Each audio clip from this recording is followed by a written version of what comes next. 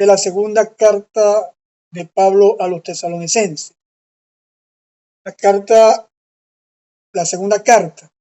Alguien dijo que no hay segunda parte mala, y estoy muy de acuerdo con ese dicho. Estoy de acuerdo que la segunda carta a los tesalonicenses, de hecho, va a recoger muchos aspectos que no pudieron abordarse en la primera carta a los tesalonicenses. Son dos cartas muy cortas, excesivamente cortas, ¿no? Antes de eso, yo quisiera, antes de entrar en materia, quisiera poder hablarles de algunas cosas referentes al curso, este curso de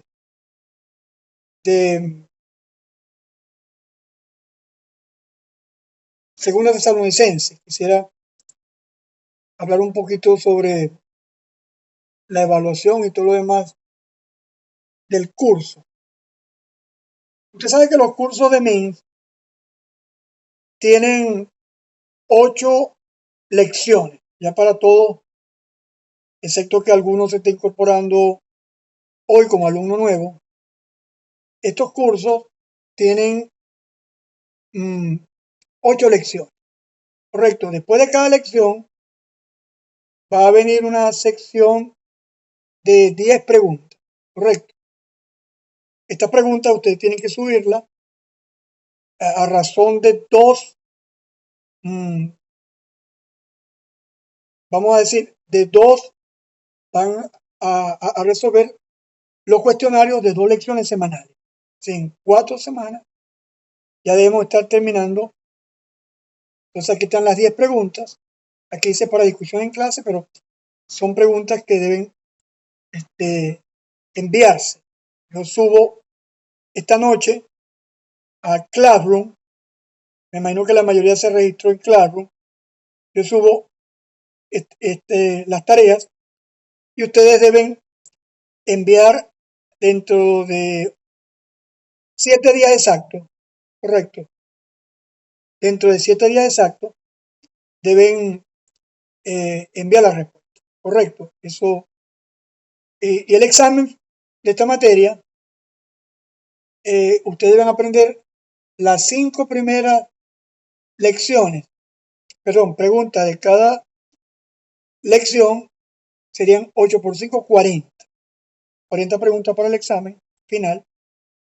Y yo solamente haré 5 preguntas escogidas al azar. Este curso va a tener algo que no había tenido los cursos anteriores, correcto.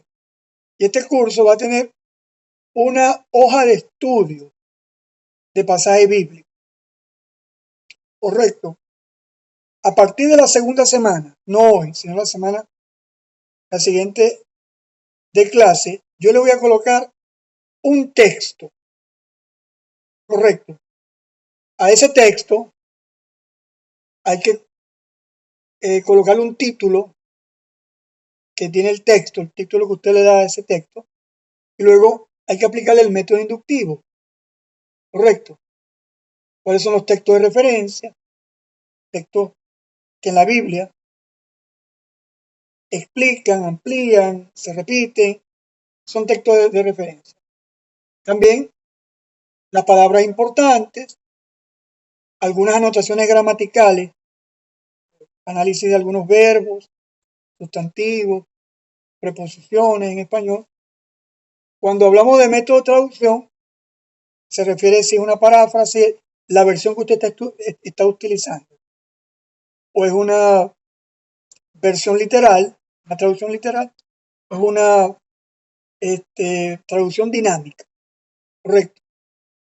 En cuanto al género literario, si es una epístola, si es una poesía, profecía, apocalipticismo. Y en cuanto al autor y los oyentes, hay que añadir un poquito del contexto cultural, el contexto histórico, el contexto bíblico, y debe darle un título y un tema a ese pasaje. El segundo método que usted va a aplicar al pasaje es el método literario. formulo una estructura temática del pasaje. ¿Cuál es el género literario? Si es una epístola, si es un evangelio, si es poesía hebrea, un libro de profecía, apocalipticismo, incluso podemos dar como respuesta si es un género argumentativo, texto narrativo, en fin. Entonces, hay que formular una estructura temática del pasaje. ¿Cuál es el tema que el pasaje está desarrollando, los temas que el pasaje está desarrollando? Y también si hay alguna figura de lenguaje, ahí dice de lengua, realmente es figura de lenguaje, correcto. Si hay figuras, si hay símil, metáfora, algunos tropos, anécdotas, metonimia, en fin. Todo esto, para esto yo recomiendo este libro, que es el libro de Pública en la Cueva, que son figuras de dicción usadas en la Biblia. Aquí lo tengo en físico, yo lo puedo subir en digital.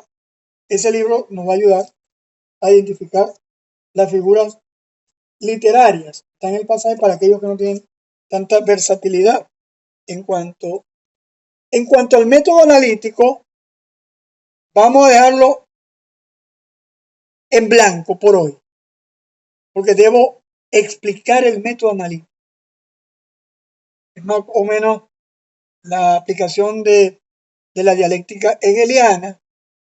Hay una verdad, hay una mentira, correcto, hay una tesis, una antítesis, hay una síntesis, pero esto es un poquito complicado, ¿no? De todas maneras, el que se atreva a hacerlo, el caso del profesor Emil Cordero, que ha sido profesor de lógica, no creo que vaya a tener problemas con el método analítico, pero el resto, vamos a esperar.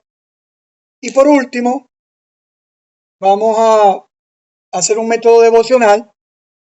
Si el pasaje habla de oración y acción, si el pasaje habla de alabanza, si el pasaje habla de confesión de pecado, peticiones especiales, acciones de gracia. ¿Cuál es el tema principal del pasaje? ¿Cuáles son las enseñanzas principales? Quisiera que algunos de ustedes compartieran el grupo de Minsk Maracaibo el enlace para la clase porque me lo están pidiendo. Entonces, algunos de ustedes entre en WhatsApp, por favor, y envíe el enlace para que otros también se puedan conectar porque ok. Y el método exposicional son observaciones sobre cada versículo y podemos utilizar la información que hemos mencionado arriba. Eso es más o menos lo que vamos a hacer una hoja, correcto. Entonces, más o menos eso sería la forma como vamos a trabajar en cuanto a lo que tiene que ver con el caso de la segunda carta de los tesalonicenses en cuanto a los análisis que vamos a hacer en este caso. Correcto. Entonces, vamos a entrar entonces en materia en cuanto a lo que tiene que ver con la exposición de la segunda carta a los tesalonicenses. Correcto.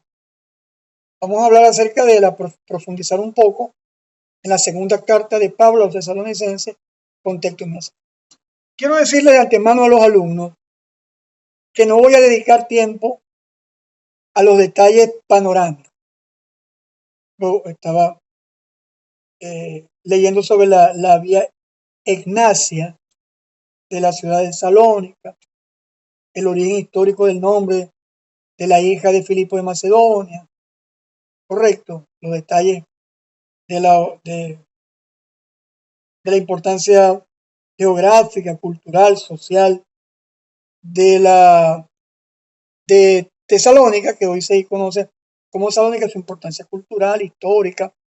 Esos detalles están tanto en la guía de estudio, correcto, como en unos libros que esta semana subimos a los grupos hay dos grupos de MIN San Francisco en línea y MIN Maracay.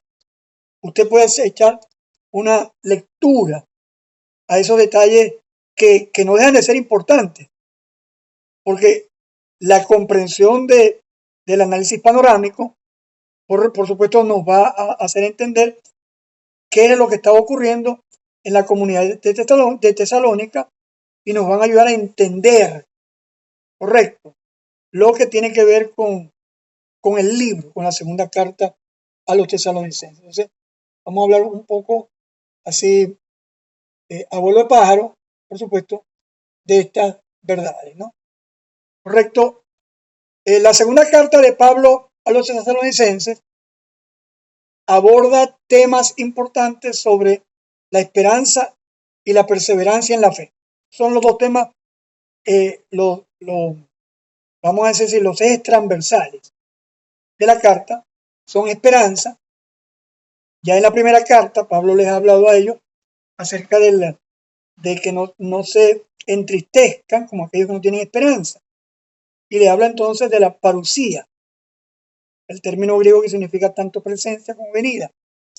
Y lo otro está en la perseverancia. Ambas cartas tienen muchos puntos de similitud, por supuesto. Son dos cartas del mismo autor. Fíjense, no voy a discutir, perder mi tiempo hablando de algunas conjeturas de los liberales para hablar de que la segunda carta es una respuesta a una carta que le enviaron a Pablo, y que la segunda carta es una carta, un seudónimo, escrita, yo no sé, en el año ciento y pico. No, yo no voy a perder mi tiempo discutiendo los argumentos. Creo que William Hendrickson en su comentario dedica mucho tiempo a estos detalles acerca de la autoría de Pablo, y tampoco voy a tratar en este poco tiempo que tenemos acerca de los argumentos internos que apoyan la autoría de Pablo. Nosotros aceptamos sin ninguna duda la autoría de las dos cartas. Entonces, lo que sí nos interesa saber es que Pablo escribe sobre todo la segunda carta a los tesalonicenses, para aclarar malentendidos y fortalecer a la comunidad cristiana en Tesalónica. Yo he llamado a la comunidad de Tesalónica la comunidad escatológica de Tesalónica.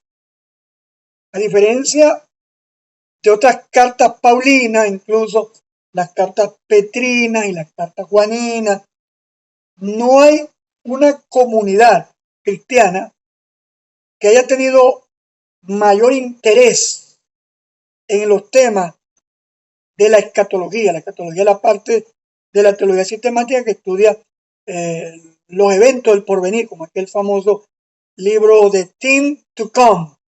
Es el título en inglés de Dwight L. Pentecost. Things to Come, o eventos del porvenir.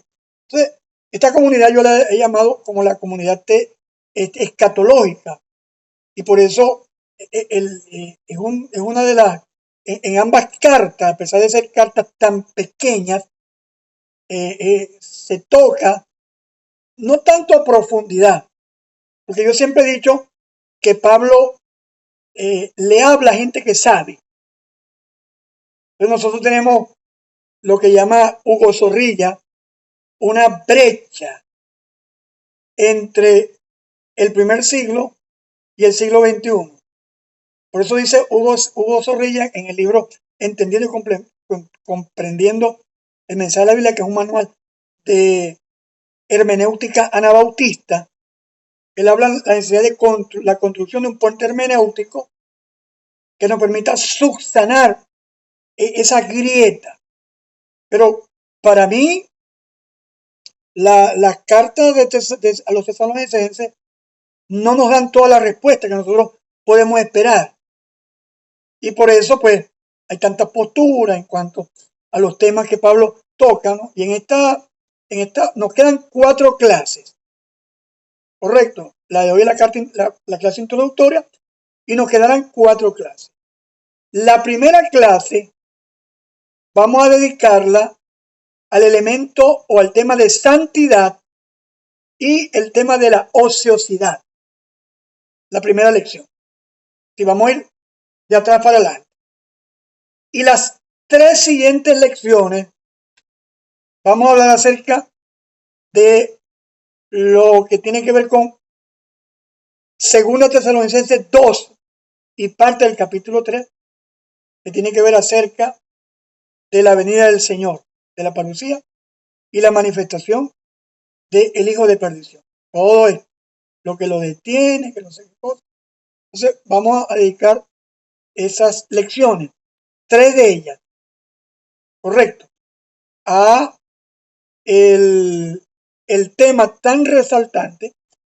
De todas maneras, usted tendrá la guía, usted tiene la guía, usted leerá la guía, responderá las preguntas de la guía, hará los análisis de los textos que vamos a asignar, pero en estas clases virtuales en línea vamos a tratar de no rellenar, sino de tocar a profundidad elementos que son bien importantes. Entonces Pablo habla acerca de la parte histórica, correcto, habla acerca de los elementos históricos de la carta. La carta fue escrita en un contexto de persecución y confusión entre los creyentes. Había persecución por parte de los romanos, por parte de los judíos, a la iglesia judeocristiana de Tesalónica. Había una importante comunidad judía, correcto. Creo que el libro de Green, de editorial Portavoz, nos da amplio comentario acerca de las comunidades judías y también el sistema de gobierno romano. Green hace una amplia disertación en cuanto al sistema de gobierno romano, que eran las provincias imperiales, las provincias senatoriales y todas esas cosas, porque son importantes saber los ponentes, pero no vamos a hablar de eso. Usted en la lectura complementaria tendrá que abordar esos elementos.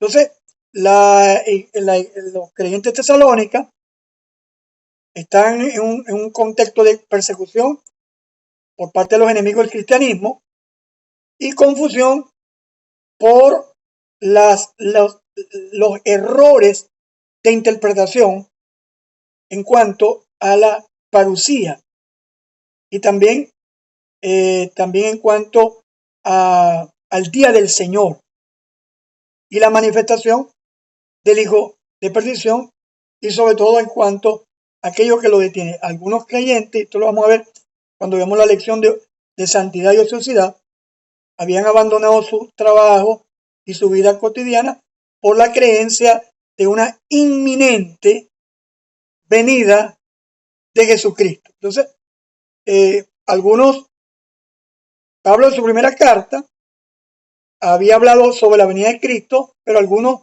malinterpretaron su enseñanza y por supuesto la carencia de ortodoxia va a hacer que no haya ortopraxis. Es necesario el manejo de una sana doctrina para que podamos tener una correcta práctica de vida. Entonces, este es el contexto al cual ustedes tienen que ahondar en la lectura complementaria. Es crucial para entender el pasaje que Pablo transmite en la segunda carta. Por cierto, la lectura complementaria de los aspirantes a licenciatura son 350 páginas y el resumen debe ser entre 4 y 5 páginas. Los aspirantes a maestría tendrán que leer 600 páginas y tendrán que hacer un resumen no menor de 7 páginas de los elementos más importantes de estos libros y otros libros que usted pueda considerar que le pueden ser útiles para, como se llama, lectura complementaria. Entonces, ¿cuáles son los temas principales de esta carta? Ya lo dijimos, los temas centrales son la esperanza en la venida de nuestro Señor Jesucristo. Eso es un tema resaltante. Todo el mundo, cuando va a estudiar Segunda Tesalonicenses, inmediatamente piensa en el tema este, sobre la parucía y la manifestación de el hijo de perdición. Correcto. Entonces, y también este libro nos va a hablar de un tema también importante, que es la importancia de la fidelidad de los creyentes en tiempos de gran dificultad. Pablo va a hacer hincapié que los creyentes deben mantenerse firmes en su fe y no deben llevarse por falsas enseñanzas que podrían desviarlo de la verdad. Y nosotros hoy, cuando usted entra en redes sociales, se consigue de todo, de todo. Y sobre todo el tema de la escatología. Esto ya estaba viendo a Armando Alducí. Y Armando Alducí, a quien yo respeto, ¿no? Es uno de los predicadores de enlace que son más o menos un poco más sanos, ¿no? Y él decía que en septiembre del 2024, 25, no sé cuándo, ya debe ser 25, porque si no pasan el 24, deben haberle corrido la ruga un año más, porque eso es lo que siempre hace, ¿no? En la fiesta de los tabernáculos sería la venida de Cristo, pero nosotros también en este tiempo de dificultad tenemos que mantenernos firmes ante las acechanzas de los falsos maestros que pululan en cuanto a esto, ¿no? ¿Cuáles serían uno de los temas principales? La venida de Cristo, correcto. Pablo aborda el tema de la parucía, la venida de Cristo. Decir segunda venida de Cristo ya quizás es caer en una postura teológica, correcto. Vamos a hablar entonces más bien de la parucía, que puede ser presencia o venida, y también de la resurrección de los muertos, como ya nos habló en su primera carta. El Señor mismo con voz de mando, con voz de arcángel, con trompeta de Dios, descenderá del cielo, los muertos en Cristo resucitarán. En la segunda carta, también Pablo nos va a reafirmar el tema, ¿no? Esta enseñanza, obviamente, debería traer consuelo y esperanza a la comunidad escatológica que estaba tan perturbada, tan estremecida por la inminente venida de Jesucristo. Correcto. Entonces es importante pues que manejemos esos temas en cuanto a lo que tiene que ver con la segunda carta a los tesalonicenses. Voy a compartir otra lámina. Vamos a compartir otra lámina importante que tenemos que manejar. Correcto. Vamos a entrar. A ver, aquí. Aquí la tengo.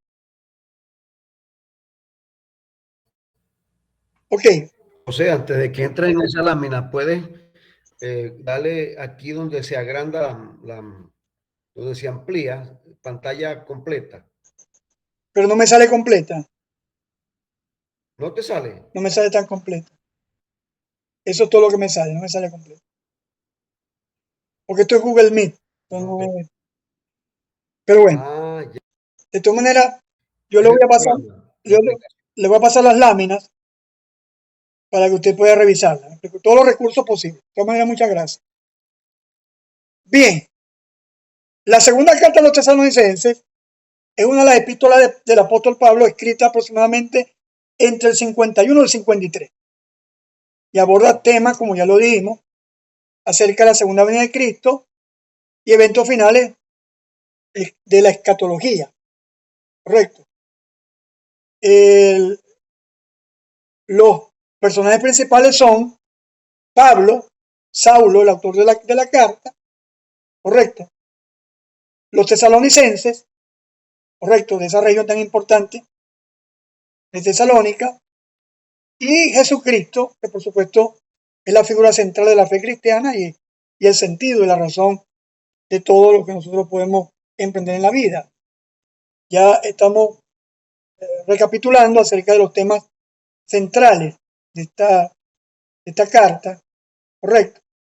Y entre los temas centrales tenemos la segunda venida de Cristo, correcto, que tiene que ver con los eventos que precederán el regreso de Jesús y el juicio final. Aquí no está la discusión, el debate.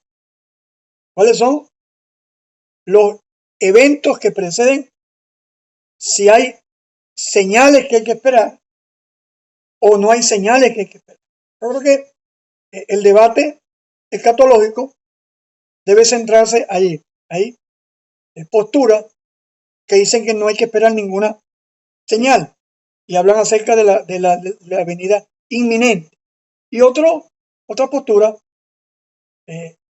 hablan de que sí hay señales que hay que esperar, que si la construcción del templo, que si la vaca sana, que los cataclismos mundiales, que no sé qué cosa, y por supuesto hay muchas corrientes, de las preteristas hasta la corriente histórica, en fin, ¿no?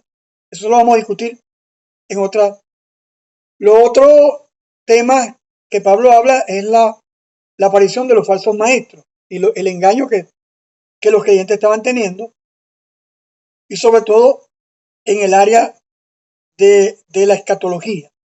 Ya los falsos maestros estaban haciendo de lo suyo, y Pablo tuvo la urgencia de escribir estas dos cartas que probablemente hayan sido las primeras cartas paulinas o las primeras cartas cristianas que circularon y por supuesto ya hablamos de la persecución y sufrimiento que los hermanos están padeciendo y necesitan ser fortalecidos en cuanto a esto, ¿no?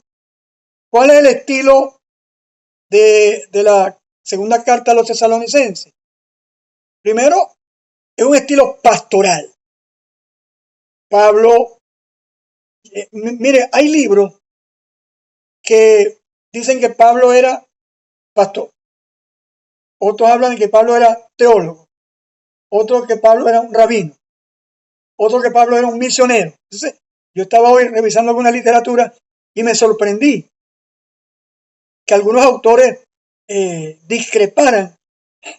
Yo creo que Pablo lo dice en una de las cartas. Pablo dice, él es apóstol, maestro de los gentiles. Correcto. Entonces Pablo deja muy claramente que él es siervo de Jesucristo. Él es un consiervo. Entonces Pablo quizás no se mete en los problemas que si Pablo era misionero, que si Pablo era un apóstol simplemente, que si Pablo era realmente un rabino, un fariseo, que no sé qué cosa. Entonces yo creo que el tono de la carta, al igual que otras cartas paulinas, hablan de un profundo tono pastoral, donde Pablo lo que quiere a través de esta carta, habiéndose enterado del problema que estaba ocurriendo en Tesalónica, es que a través de un tono cálido, caluroso, afectuoso, Pablo está guiando al rebaño hacia la sana doctrina para que los creyentes permanezcan firmes y fieles, pues, y va a dedicar dos cartas y nos corresponde en este sentido la segunda. Lo otro que hace Pablo es una argumentación lógica. Correcto. Hoy estaba leyendo a William Hendrickson y nos hace una descripción más o menos del griego que utiliza Pablo en esta carta. Dice que a pesar que es un griego que parece muy clásico, va a tener muchas incursiones y apariciones del koiné. Correcto, pero para eso está, yo cuando comenzaba a dar clases en línea, yo me metía lección por lección y detalle por detalle y qué va. El tiempo se me iba, pero ahora estoy tratando simplemente de resaltar algunos detalles importantes. Entonces, Pablo utiliza un razonamiento muy claro, muy bien estructurado para defender su punto de vista. Es un esbozo de las ideas y las va concatenando para llegar pues al argumento que Pablo quiere plantear, lo que llamamos el propósito predominante principal, es decir, qué es lo que el autor realmente quería plantear, qué es lo que nosotros tenemos que buscar a la hora.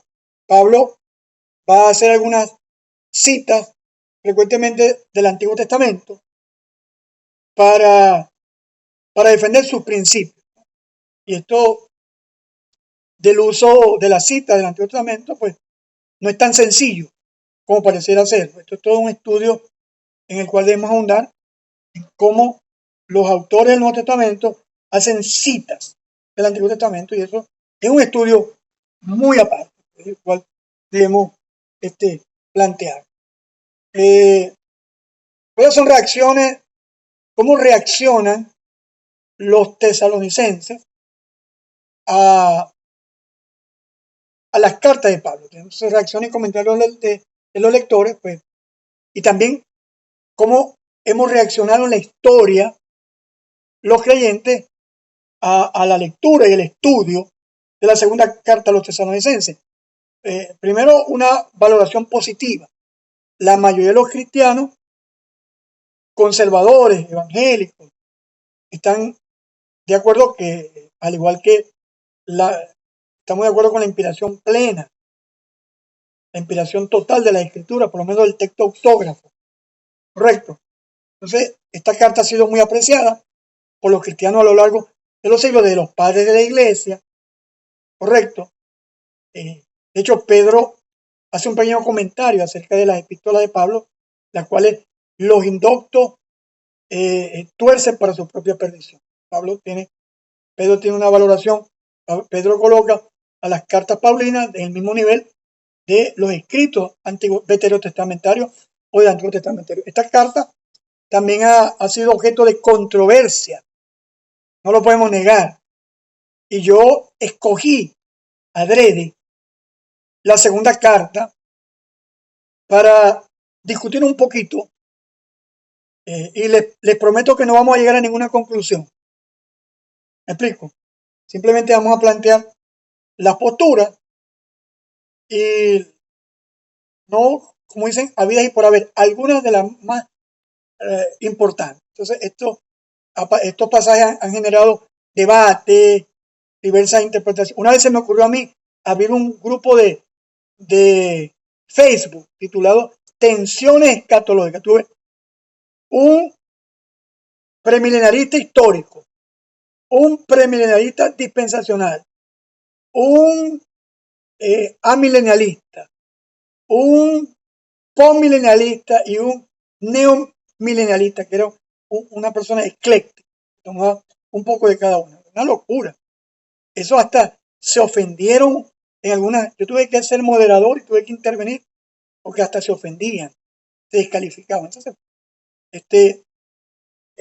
no es fácil tratar estos temas, hay que tratarlos con mucho temor y temblor y mucha reverencia y respeto, tanto al texto bíblico como a aquellos que pueden tener alguna otra postura. Por supuesto, estos temas siempre tendrán una relevancia actual. Muchos lectores hoy en día encuentran muy vigentes y con toda razón los temas abordados en la carta y sobre todo con el tema acerca de el día del Señor, la parucía y la manifestación del hijo de pecado, el hijo de perdición, correcto, y sobre todo lo que tiene que ver con el tema, digámoslo así, de la segunda venida de nuestro Señor Jesucristo. Así que este tema, pues obviamente, si comparamos a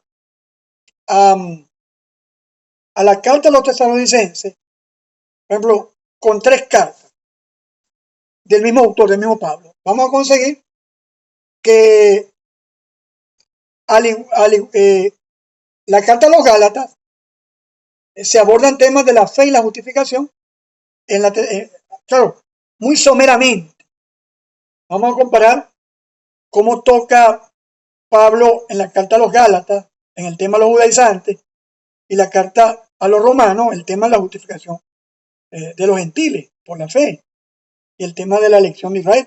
Pero segunda Tesalonicenses va a tocar de forma muy escueta, muy somera, grosso modo, el tema de la justificación por la fe. En cuanto a la primera carta a los Corintios, Pablo también en la carta a la segunda Tesalonicenses va a tocar algunos asuntos prácticos del matrimonio, de la vida en la honestidad, del trabajo, de la forma de vida de la iglesia incipiente, ¿correcto? Y en cuanto a la carta a los romanos, aunque no son nada parecidas, estamos hablando de una minúscula carta comparada con tres monstruos de las cartas paulinas, ¿correcto? Pero sí se parecen algo, eso fue por lo menos mi opinión, cuando en el diseño de estas láminas, pues mi opinión es que se parece en cuanto a la exposición sistemática de la teología cristiana fundamental. Alguna verdad es que Romanos plantea de forma fundamental y la carta a los tesalonicenses pues también lo va a hacer de forma muy somera, muy rápida, correcto. Entonces, ¿qué aprendemos de esta carta? La necesidad de vigilar y perseverar en la doctrina en medio de los ataques de los falsos maestros, de los pseudo maestros, y muchos de ellos son muy sutiles, como dice el libro Seducción a la Cristiandad. El ataque es una seducción muy sutil. También la advertencia sobre el engaño, ¿no? Ese engaño se notaba en Tesalónica en la forma de vida de los hermanos y por supuesto la confianza en el Señor, aferrado a la esperanza que nos otorga la segunda venida de nuestro Señor y Salvador Jesucristo. Permítame presentar una tercera lámina, correcto, que tiene que ver con... No, esta no es. Esta es la misma. A ver, vamos a presentar esta que está aquí. Ok, tengo pocos minutos para hablar acerca, voy a hacer un esbozo acerca de las posturas, acerca de lo que lo detiene. Ahí tengo que corregir eso. Aquí está, acerca de lo que lo detiene en 2 Tesalonicenses 2. La segunda carta de Pablo a los Tesalonicenses, hay un texto muy fundamental y discute, y en este material voy a hacer una presentación, un esbozo, a grosso modo, de las diferentes posturas para que nos sirva de abreboca en cuanto a esa frase de 2 Tesalonicenses 2, donde habla del misterio de la iniquidad. Solo hay quien lo detiene. Cuando esto lo detiene se ha quitado, entonces se manifestará. Correcto. Aquel impío, cual el Señor destruirá el espíritu de su boca, tal y todo lo demás, la exposición que lo vamos a hacer. Entonces, vamos a hablar acerca un poco de esto, ¿no? Entonces, el objetivo principal, ya lo decíamos, es restablecer la esperanza y la fe de los hermanos en Tesalónica a través de la exposición. Ok, hay varias corrientes que nos hablan acerca de lo que lo detiene. La primera es la que Dios como quien impide la plena manifestación del mal. Es una postura que habla de la soberanía de Dios. Si cuando Dios decida, ¿qué es lo que lo detiene según esta postura? Que Dios en su soberanía toma una decisión y lo deja actuar. Entonces, se habla de la soberanía divina, en la cual Dios en su omnipotencia y propósito limita la expresión del mal en un mundo hasta el momento designado, hasta que en su soberana voluntad Dios lo decide. Entonces, Dios permitirá que el mal persista por un tiempo, pero finalmente lo juzgará y establecerá su reino de justicia. Este es el misterio del plan de Dios. Los planes divinos para el fin de los tiempos son, en última instancia, insondables para los seres humanos. Y se habla de que, según esta postura, los creyentes debemos confiar en la sabiduría y el control de Dios sobre estos eventos. Esa es la postura que dice que lo que lo detiene simplemente es la soberanía divina. Una de las posturas más, no sé si populares, difuminadas, es que es el Espíritu Santo como quien restringe la manifestación del hombre de pecado. Entonces hay un poder restringidor. Entonces el Espíritu Santo actúa con una fuerza, no la fuerza activa de los testigos de Jehová, sino como una fuerza que limita la propagación del pecado y de la maldad en el mundo. ¿Correcto? Esto trae consigo el carácter santo del Espíritu Santo, y el Espíritu Santo obra en los creyentes para cultivar la santidad y resistir la corrupción espiritual. Hay una postura que habla de la iglesia y hay una postura que habla del Espíritu Santo en la iglesia. Entonces el Espíritu Santo guía a la iglesia en el discernimiento de la verdad y la exposición de la mentira del engaño. Entonces, cuando se ha quitado el ministerio del Espíritu Santo en la iglesia, digamos así, según esta postura, entonces va a haber la manifestación del hijo de iniquidad. La otra postura, que también es muy popular, sobre todo quizás en los círculos dispensacionalistas, por decirlo así, con el respeto de algún dispensacionalista que esté aquí. Aquí tenemos dispensacionalistas, gente de la teología del pacto, gente de la tercera vía, los eclécticos, no sé qué cosa. Pero en fin, la iglesia como comunidad impide la expansión del mal. Por ser la iglesia ser, sal y luz, carácter, como dice Juan Driver en el libro Militantes para el Mundo Nuevo. Por eso Juan Driver no cree en esta posición. Los anabautistas, generalmente los menonitas, son premilenialistas históricos. Correcto, esa es la corriente que se defiende el anabautismo.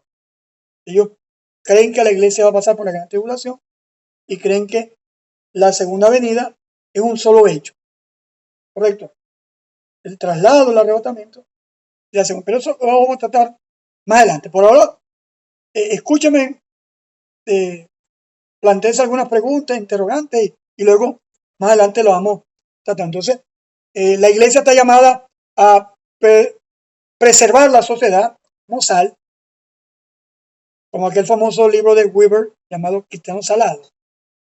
Y la iglesia, a través de la oración y la intercesión, hace que el mal no avance, se detenga.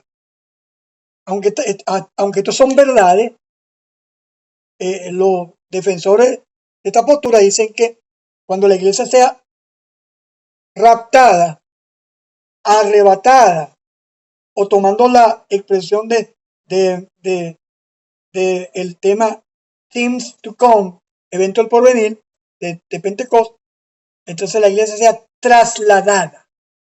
Correcto. Entonces, hay un testimonio profético, que no es el testimonio de los profetas de esos que andan por ahí, sino el testimonio de la proclamación hace que la denuncia profética, la predicación de la iglesia, hace que una vez que la iglesia sea quitada, entonces el mal se desate, digamos así.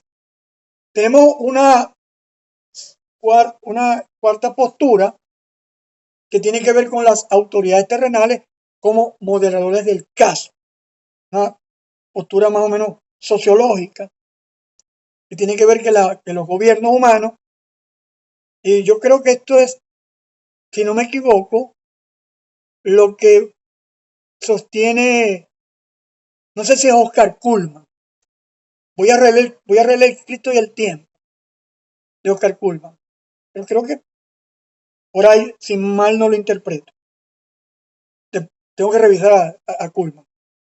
El orden social, las autoridades civiles, tienen puestas por Dios, por supuesto, tienen el propósito de mantener la paz y el orden en la sociedad.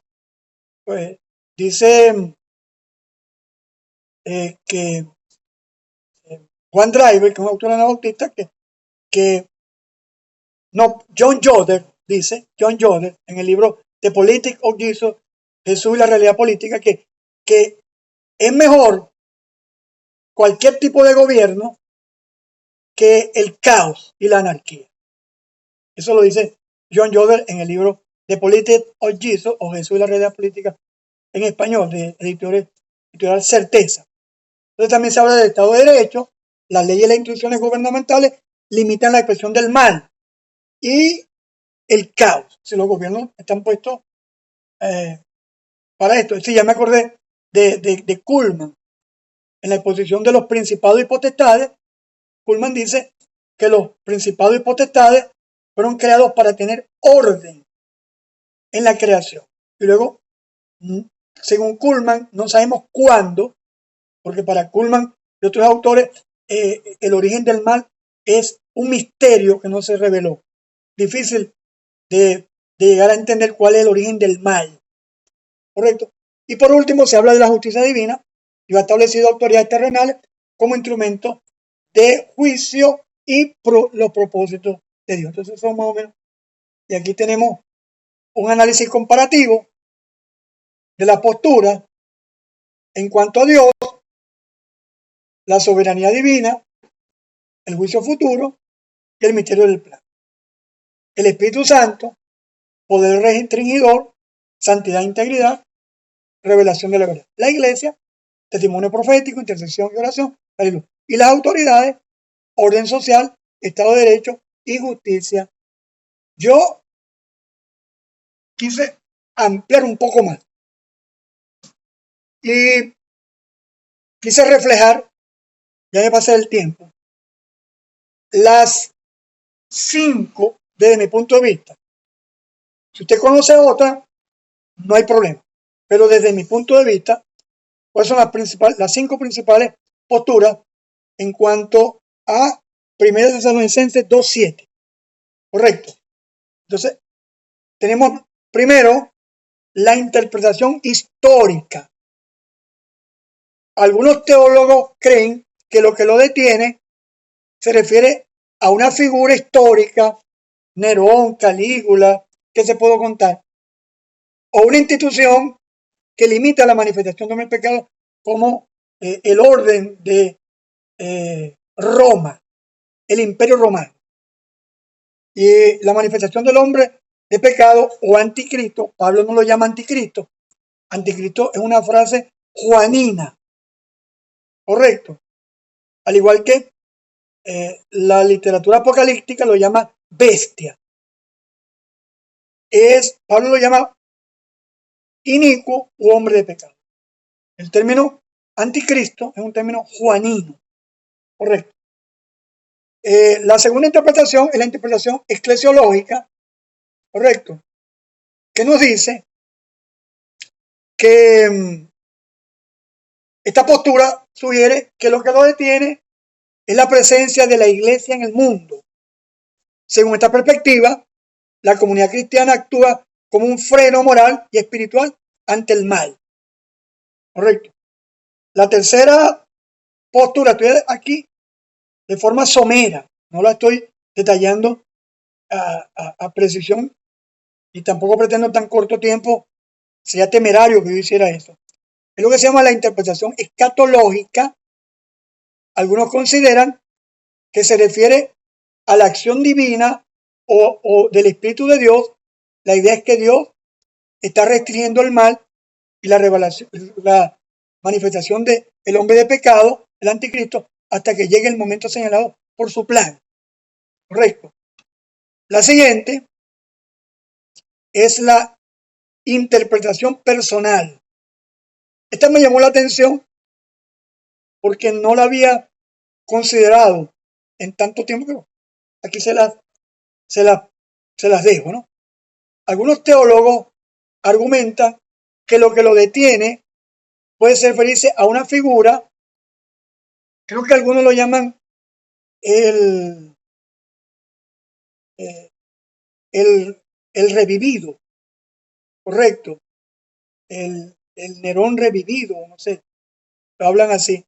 Interpretación personal. Algunos teólogos argumentan que lo detiene puede referirse a una figura específica que se identificará en los últimos tiempos como un líder político o religioso que tendrá un papel crucial, es decir, un líder revivido, una especie de un líder mundial que va a presentarse, y una vez que esa figura sea quitada, entonces va a haber una la posibilidad de que el anticristo. Y por último, la interpretación apocalíptica, que se refiere como más parte de un contexto de la lucha entre el bien y el mal, donde Dios permite ciertas restricciones sobre el mal hasta que se cumplan sus propósitos. La que estábamos viendo al comienzo. Pero no solamente esto, ¿no? Sino que están muy pequeñas las letras, yo lo sé, pero voy a enviarle estas láminas para que usted las tenga, pueda revisar. La interpretación histórica. El principal representante fue el señor Agustín de Hipona. En los escritos de Agustín de Hipona, Agustín sugiere que el Imperio Romano podría ser visto como la fuerza que restringe el mal antes de la llegada del anticristo. Sigamos hablando de anticristo con la salvedad de que Pablo habla del hombre de pecado, el inicuo.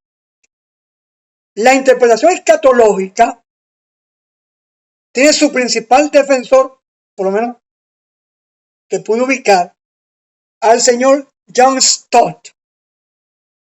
Este teólogo británico, muy conocido, sostiene que la iglesia, como cuerpo de Cristo en la tierra, actúa como freno moral y espiritual contra el pecado y el mal. La interpretación escatológica es del famoso teólogo Charles Wright en su obra sobre escatología, Wright, o Riley, para que me entienda, Wright, sostiene que el Espíritu Santo es quien detiene la revelación del anticristo hasta que se complete la obra de Dios en el mundo. Tanto una como la otra son posturas más o menos dispensacionalistas, ¿correcto? La interpretación personal la defiende el muy amigo de Tony Camargo y Emil Cordero, de lo que están ahí, que es el señor Hal Lindsey. En el libro La agonía del planeta Tierra, un libro de los 70, yo todavía no había nacido en esa época, y Hal Lindsey propone que lo detiene podía referirse a un líder político futuro que jugará un papel crucial en los eventos del siglo. En el libro La agonía del planeta Tierra, un libro que circuló mucho, muy famoso en el tiempo.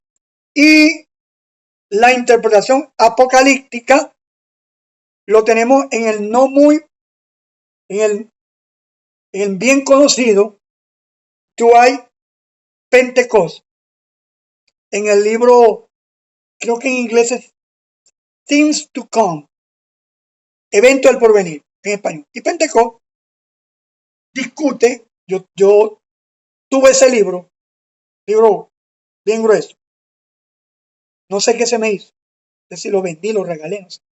Yo creo que yo lo regalé. Discute la restricción del mal es parte del plan de Dios y lo que lo detiene debe entenderse como la lucha cósmica entre el bien y el mal, y la soberanía de Dios se impone correctamente en cuanto a esto. Bueno, voy a dejar de compartir pantalla, correcto, voy a dejar de presentar y le voy a dar chance a alguno de ustedes si tiene algún comentario, alguna duda metodológica, algo que añadir en cuanto a lo que hemos más o menos brochado. O sea, una brocha así por encima a este curso, pero le prometemos profundizar un poco más. De verdad que sí. Entonces, si alguno tiene algo que añadir, algo que decir, algo que comentar, no sé, usted dígalo. Ajá, lo escucho. Alexander. Emir. Alexander. Ok, Alexander, adelante. Levantó la mano por lo menos. Jaime Alexander, te escuchamos. Y luego Emir Cordero. Primero Alexander y luego Emir. Ajá, Alexander. ¿Está dormido Alexander? Bueno, Emir, entonces tú que estás ahí, ya Bueno, yo lo que tengo que decir es sobre que yo creo que los tesalonicenses tenían una idea, no sé cómo catalogarla, pero tenían cierta idea sobre el asunto de quién lo detiene, porque los versículos, el versículo dice, no os acordáis que cuando yo estaba todavía con vosotros decía esto, y ahora vosotros sabéis lo que lo detiene. correcto. Entonces, de alguna manera, ellos tenían algún conocimiento de qué era lo que detenía la manifestación del hijo de pecado, del hijo de perdición. Ahora, no sé qué pasó en la transmisión histórica del contenido de ese saber que se perdió y ahora nosotros no sabemos qué es lo que ellos sabían. Y como nosotros no sabemos qué es lo que ellos sabían, entonces ahora tenemos eso como, pareciera como si se hubiera vuelto un misterio, ¿no? Un misterio en el sentido bíblico, ¿no? De que necesita ser revelado nuevamente Un problema lo entendamos. hermenéutico. Sí. Eh, yo en lo personal creo que eso tiene que ver con lo que dice anteriormente, la apostasía. Es decir, ¿qué es lo que lo detiene? Bueno, lo que lo detiene es que hay un proceso de desarrollo de la apostasía, pero que todavía no ha llegado a su punto clave, vamos a decir así, ¿no? Porque en realidad lo que encarna el anticristo es la apostasía, él encarna la apostasía, pero resulta que las condiciones de apostasía no están dadas para que se manifieste. Es decir, eso va a haber una coincidencia providencial, ¿no? Permitida por Dios entre las condiciones dadas y la aparición del personaje. Eso es lo que yo entiendo por el texto, ¿no? Y así no es necesario hacer ninguna especulación sobre quién o cuál. Muchas gracias, hermano Emir. Tú nos has dado unos detalles bien interesantes acerca de las grandes dificultades que tenemos nosotros. Y fíjense que he leído posturas de hermanos que serios en el campo de la exégesis bíblica. No estamos hablando de falsos maestros o gente que especula. Y ahí, entre ellos, yo creo que mucha diferencia hasta insalvable. Correcto. Pero por eso nosotros tenemos que ir con mucho temor y temblor. Correcto. Como tú estás diciendo, a hacer un acercamiento y va a ser muy difícil caracterizar el personaje. Pero lo que sí podemos manejar son alguna información que Pablo nos da que podemos trabajar en. Alexander, tiene el micrófono abierto hace rato. Sí, sí, buenas noches, profesor, y buenas noches, compañero. Tenía el micrófono cerrado en el momento que levanté la manito. Bueno, profesor, primeramente, por supuesto no pretendo en este poco tiempo sumar algo, pero sí es entendible que este tema que usted está trayendo acá a colación en Segunda de Tesalonicenses y que es muy interesante y que también es muy complejo, porque hay algo, profesor y compañeros, que particularmente yo llamo lo que es la omnisciencia del lector. Es decir, es muy fácil opinar desde distintos puntos nosotros, porque nosotros tenemos el compendio completo, pero en el texto específico en el que Pablo está escribiendo esto y a quién se lo está escribiendo, se hace bastante deficiente en comparación al conocimiento global que nosotros sí tenemos. Estoy de acuerdo con usted en muchas cosas, el mal llamado anticristo. Bueno, esto que acaba de hablar el hermano de la apostasía es otro tema muy interesante. ¿Quiénes pueden ser apóstatas? ¿No? ¿Puede un cristiano ser apóstata? ¿Es un judío realmente el que puede ser apóstata? Entonces, es muy fácil hacer exégesis de todo esto cuando realmente lo que debemos es unirnos y tratar de discutir, conversar exegéticamente este tema que es muy interesante. Y por último, profesor, sí me gustaría que ahora o en otra oportunidad explique un poco más esto que explicó al principio de la dinámica de los textos que usted va a pasarnos. Muchas gracias. Perfecto, muchas gracias, hermano Alexander.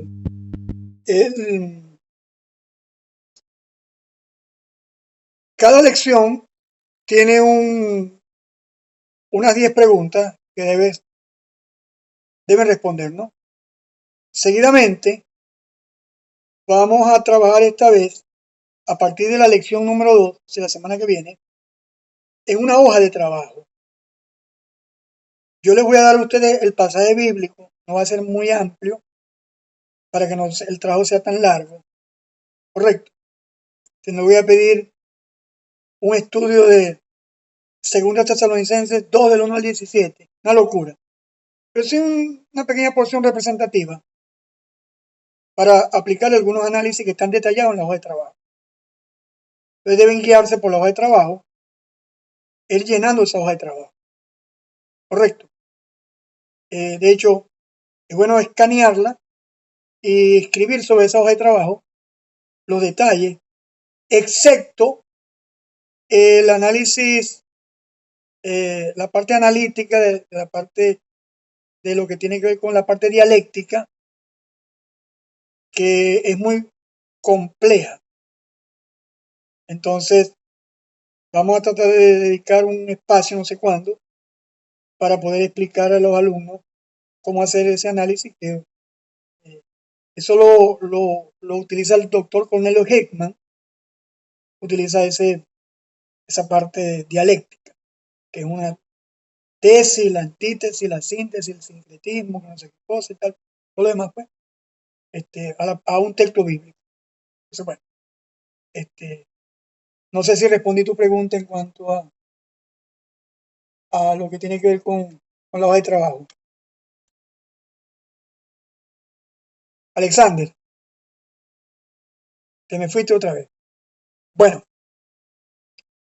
no sé si hay alguna otra pregunta. Espero. Disculpe, profesor, lo que pasa es que tengo complicaciones con el micrófono, Ya pero veo, sí. ya.